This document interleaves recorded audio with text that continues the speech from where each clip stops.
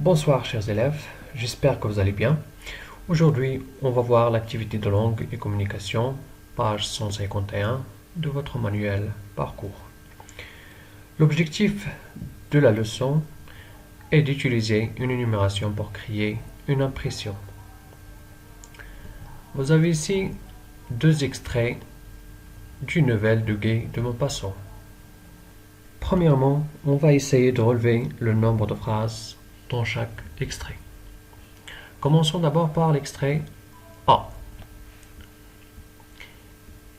Elles cherchèrent dans les plis de la robe, dans les plis du manteau, dans les poches, partout.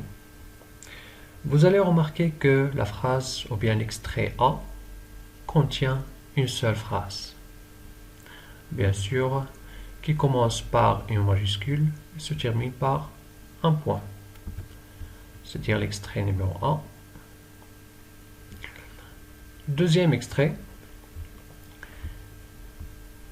Elle se rendit à la préfecture de police, aux journaux pour promettre une récompense, aux compagnies de petites voitures, partout enfin où un soupçon d'espoir le poussait. La même chose pour l'extrait B, elle contient aussi une seule phrase. On passe à la deuxième question. Je relève le nombre d'actions dans chaque phrase. Commençons par la phrase A. Elles cherchèrent dans les plis de la robe, c'est la première action. Dans les plis du manteau, deuxième action. Dans les poches, troisième action. Partout, quatrième action. C'est-à-dire de la phrase A, on a 4 actions. La phrase B. Elle se rendit à la préfecture de police. Action numéro 1. Aux journaux. Action numéro 2. Aux compagnies de petites voitures. Action numéro 3. Partout. Action numéro 4. La même chose pour la phrase B. Elle contient 4 actions. D'après la première question et la deuxième question, on peut déduire qu'une phrase peut contenir plusieurs actions.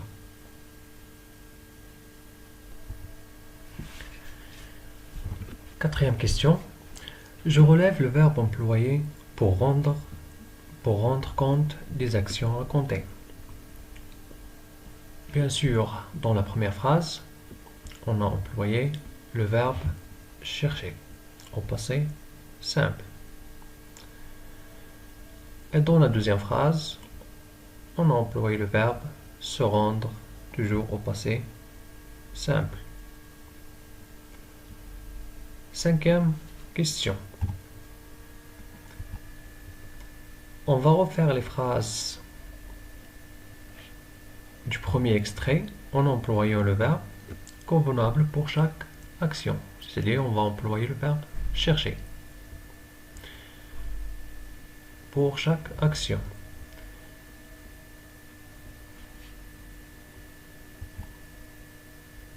Alors là, les phrases seront comme suite. Elles cherchèrent dans les plis de la robe.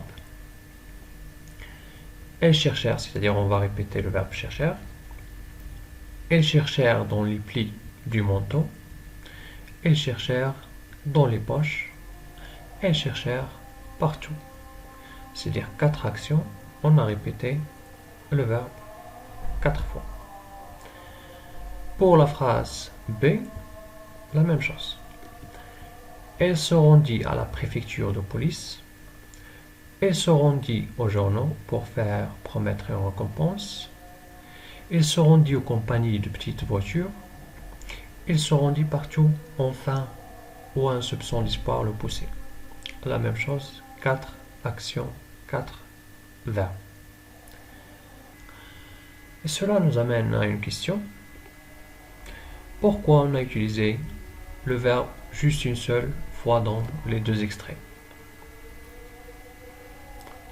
Bien sûr, vous avez observé qu'on a répété le verbe 4 fois dans chaque extrait.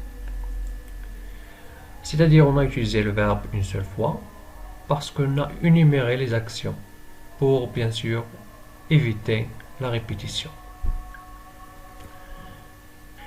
Pour ne pas dire ils cherchèrent dans les plis de la robe, ils cherchèrent encore dans les plis du manteau, ils cherchèrent dans les poches, ils cherchèrent partout. Pour éviter cette répétition, on a énuméré les actions.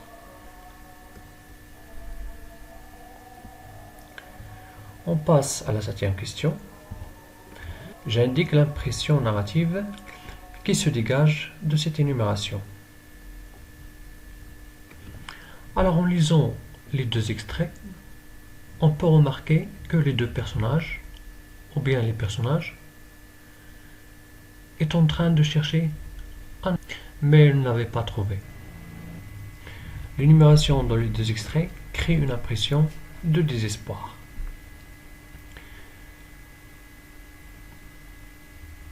La deuxième partie de la question, je la rattache à l'état psychologique des deux personnages.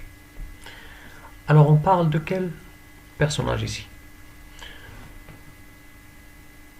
Si vous vous souvenez bien sûr, on a déjà étudié ces extraits dans la nouvelle de Guy de Maupassant, la parure au cours de la science lecture, étudier les péripéties dans une nouvelle. C'est-à-dire on parle de Madame et Monsieur Loisel. Madame et Monsieur Loisel étaient en train de chercher la rivière de diamants de Madame Forestier. Elles ont été dans un état de choc, de perturbation. C'est-à-dire elles ont perdu l'espoir.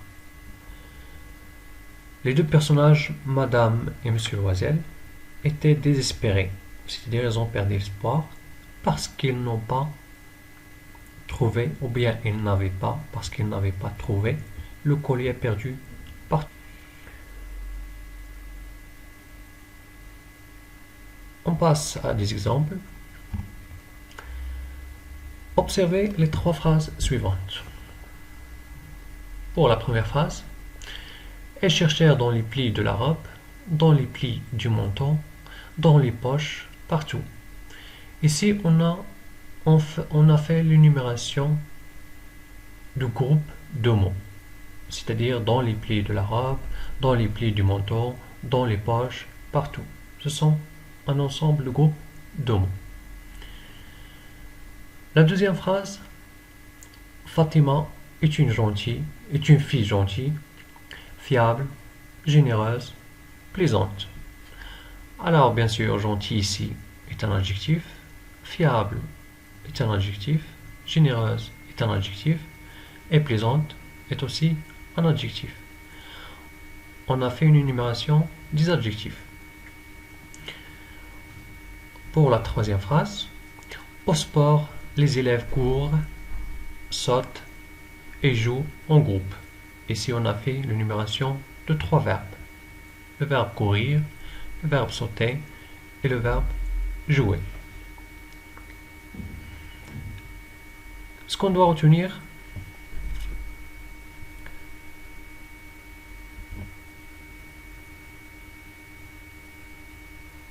une phrase énumérative est une phrase qui comporte des éléments juxtaposés, c'est-à-dire alignés ou bien liés, appartenant à la même classe grammaticale, c'est-à-dire on fait la liaison ou bien l'alignement ou bien la juxtaposition des éléments qui ont la même classe grammaticale. C'est-à-dire soit on fait